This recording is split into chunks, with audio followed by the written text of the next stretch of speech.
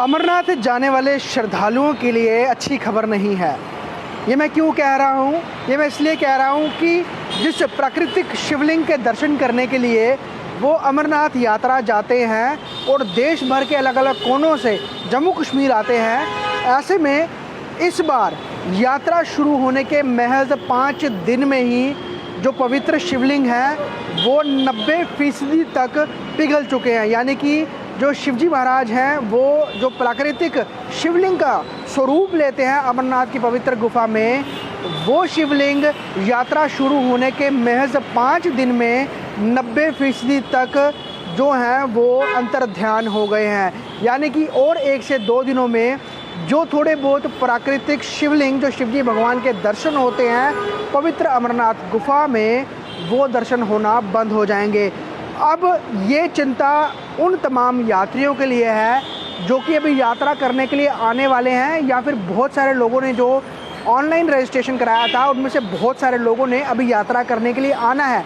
लेकिन इस बीच जिस शिवलिंग के दर्शन करने वो आ रहे थे और ख़ुद को पुण्य के भागी बनाने के लिए वो लोग आ रहे थे, उस पवित्र शिवलिंग के उन्हें दर्शन नहीं हो पाएंगे। कारण इसके पीछे कई सारे हो सकते हैं। Global warming, El Nino effect, और जो यात्रा में बढ़ोतरी, जो बहुत ज़्यादा मूवमेंट वो शिवलिंग पवित्र अमरनाथ गुफा के आसपास होती है, चाहे उसमें यात्रा की तैयारियों को लेकर मैन पावर का ज़्यादा होना हो, ज़्यादा इंफ्रास्ट्रक्चर का पवित्र अमरनाथ गुफा के पास बनना हो।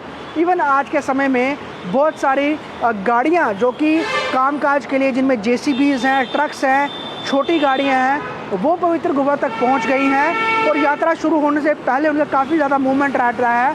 तो कार्बन उत्सर्जन काफ़ी ज़्यादा होता है, जिस कारण जो शिवलिंग है वो जल्दी पिघल रहे हैं। और ये हमने देखा यात्रा शुरू होने के महज 5 दिन के अंदर पवित्र शिवलिंग जो है वो 90% तक पिघल चुके हैं। अब सबसे बड़ी समस्या ये है, अभी तक जो ऑफिशियल आंकड़ा है यात्रा का वो 1 लाख पार भी नहीं हुआ है। लेकिन आने वाले श्रद्धालु क्या दर्शन करेंगे, किस चीज़ के दर्शन करेंगे कि शिवजी महाराज तो लुप्त हो गए, यानी कि पवित्र शिवलिंग जो है आने वाले 102 दिन में पूरी तरह से वो अंतर्ध्यान हो जाएंगे, नज़र ही नहीं आएंगे।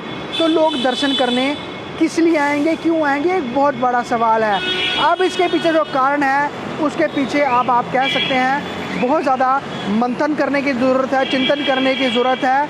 क्या यात्रा समय से पहले शुरू कर देनी चाहिए, क्योंकि जून के महीने में पहले ही जो है वो शिवजी महाराज जो पवित्र शिवलिंग है वो अपना पूरा आकार ले चुके होते हैं। ऐसे में क्या यात्रा पहले करवानी चाहिए, क्योंकि ये यात्रा अभी भी 57 दिनों तक चलनी है और महज 5 दिनों में ही शिवलिंग जो है वो 90% तक जो है वो पिघल चुके हैं और आने वाले 1-2 दिन बाद वो पूरी तरह से अंतर्ध्यान हो जाएंगे। तो यात्री किस चीज़ के दर्शन करेंगे, ये बहुत बड़ा सवाल है। तो ऐसे में यात्रियों को निराश भी होना पड़ेगा, क्योंकि एक और वो इतना लंबा कठिन यात्रा करके पैदल चल के पवित्र गुफा तक पहुंचते हैं। ऐसे में उनको जो शिवलिंग है उसके दर्शन ही नहीं होंगे, तो कहीं ना कहीं उन्हें निराश होना पड़ेगा। अब इसको लेकर ये भी सोचने की ज़रूरत है, क्या जून के महीने में, मई के एंडिंग में ही यात्रा शुरू करवा देनी चाहिए, ताकि जो शिवलिंग है उनके दर्शन श्रद्धालुओं को हो सके। क्योंकि मान्यता के अनुसार तो जो आप कह सकते हैं कि जो सावन महीने का एक अंत समय होता है, जब खबर ख़त्म हो रहा था सावन महीना, तब तक ये यात्रा चलती है। अब क्या कुछ इसको लेकर आगे धार्मिक पूरी जो है वो ग्रंथों के मुताबिक जो तरीका है वो अपनाया जा सकता है।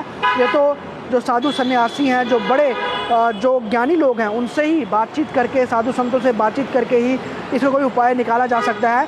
क्योंकि अब की बार ये इतने जल्दी मेल्ट हुए हैं, तो हर साल धरती का जो टेम्परेचर है वो बढ़ रहा है और जम्मू कश्मीर का तापमान भी वो बढ़ता जा रहा है। तो इसके लिए कोई एक ऐसा रास्ता निकालना होगा जहाँ पर ये देखना होगा कि यात्रियों को पवित्र शिवलिंग के दर्शन भी हों और वो यात्रा भी कर पाएँ। ये तमाम चीज़ें देखनी होंगी। मोरओवर अभी सिर्फ 5 दिन हुए हैं यात्रा शुरू हुए, अभी बहुत ज़्यादा दिनों की यात्रा बाकी है। तो ऐसे में श्रद्धालुओं को निराश, हताश होकर वापस लौटना पड़ेगा जब उन्हें शिवलिंग के दर्शन नहीं होंगे।